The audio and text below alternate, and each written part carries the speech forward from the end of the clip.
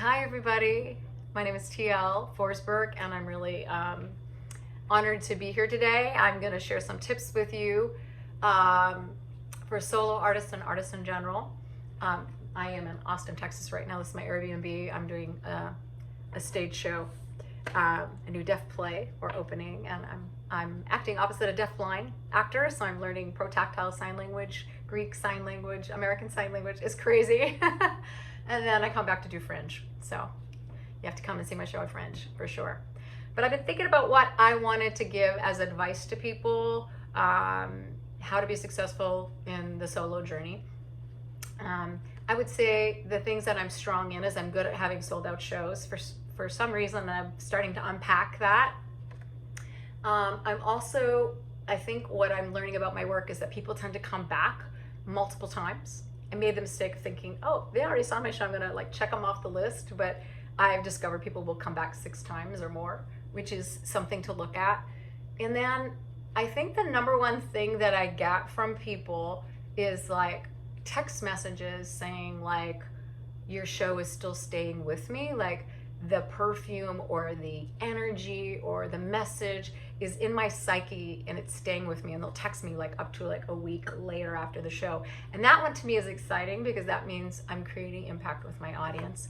And I think of my solo show work as my artist ministry.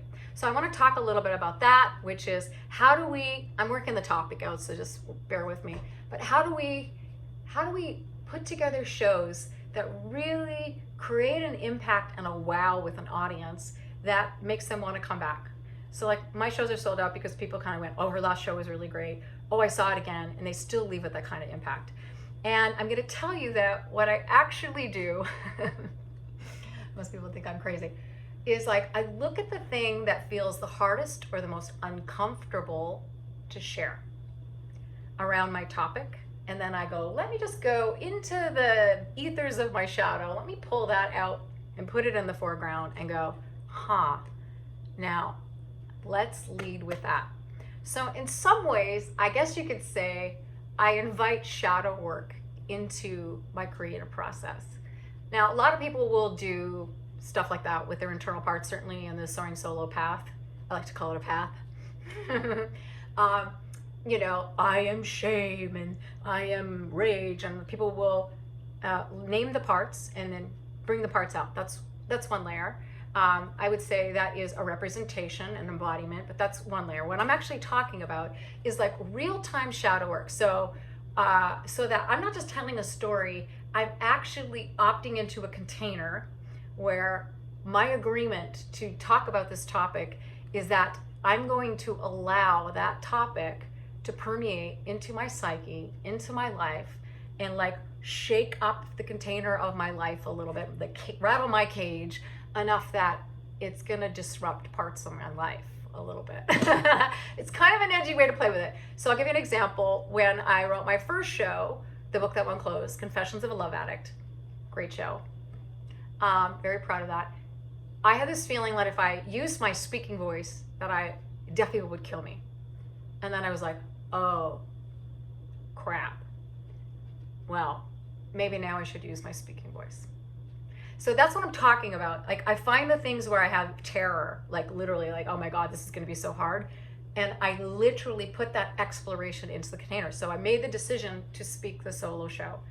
And I remember when I first got into Jessica's class, when I started speaking, and I'm a speaking person, so it's not like I didn't know how to speak, but I remember feeling the vulnerability of using my speaking voice versus using sign language because I'm deaf or hard hearing, right? So that was an interesting experience. And so I got to work through the relationship of letting the part of myself be seen that still was hearing while talking about being deaf, because there was a part of me that thought if I used my speaking voice, the deaf audience would look at me and then tell me I wasn't deaf. And then I was like, oh, let's actually play with that, right? So if you know anything about the arc of the hero's journey, which is Joseph Campbell's, and I'd highly recommend that. All the story beats of Joseph Campbell's hero's journey, right? The call, the refusal of the call, starting the path, meeting the mentor, descending into the cave, going on the journey, coming back with the gold. Look at those story beats. Those are the story beats we write in the journey, of writing the story. But then if you pull back the mask behind the story, the artist goes into their own hero's journey. So one of the ones I'm super passionate about is descending into the cave. And I always try to make sure in my show that there is an erotic descension into a cave of some kind. And for me, that's a psyche part of my life that I normally wouldn't want people to know about. I don't want people to know that I got canceled by my own community, which is my second show, right? It's like, who would want to talk about that? And then I actually invite them to come to the show. And there's a certain frequency in the room because in real time, I'm saying one of the most vulnerable things I could ever say. And there's literally a feeling of like, I feel like I might die if I tell this story. Anybody have that experience, right?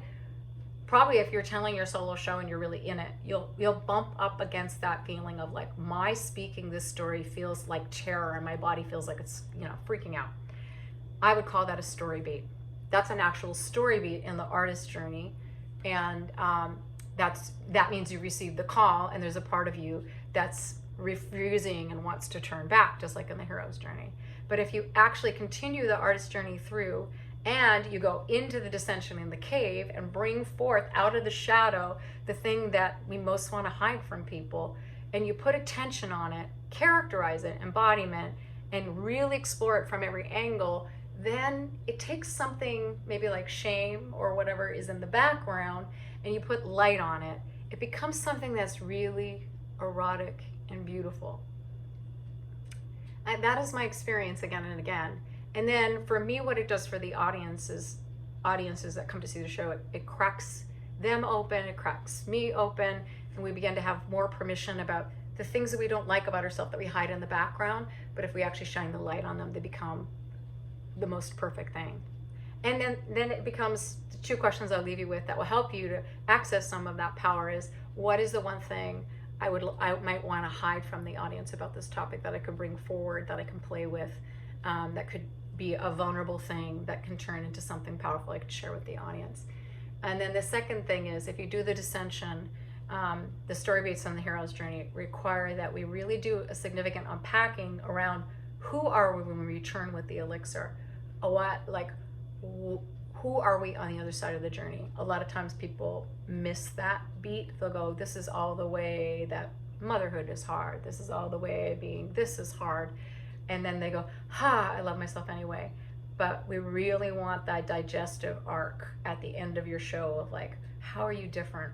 And otherwise, why do we go on this journey with you? If you come back the same, it's not quite as powerful. So ask yourself, what is the thing I want to hide? And then at the end too, you could also be like, how is this thing the most perfect thing ever? Kind of the way that in the path of addiction, you hit the basement and everybody thinks it's terrible. But it's actually, the descent is actually one of the most erotic things in the path of addiction, because you hit the bottom and there's nowhere else to go. And you finally surrender and you finally go through an ego death. And by the way, if you're actually doing a solo show right, you will hit a certain bottom and you will go through an ego death and all of those steps too. I mean, I hate to break the bubble to you, but it is a transformational portal. So yeah, I would say be willing to be really in an intimate relationship with your topic and be willing to let the audience see all parts of you. And the more that you can crack yourself open and crack other people open, the more that people will leave with a feeling of like, your story is my story. I saw myself through you, and thank you for letting me feel myself through you and feeling like my life has changed because of it. So, hope that helps. And come and see my show, Between Two Worlds. I wasn't canceled, just confused at the Hollywood Fringe. First show is almost sold out. That's the 13th. Then we have the 20th and the 27th, 3 Saturdays. All right, love you guys. Keep making your stories. Please know that it's powerful. I'm here for you if I can ever support you. Love.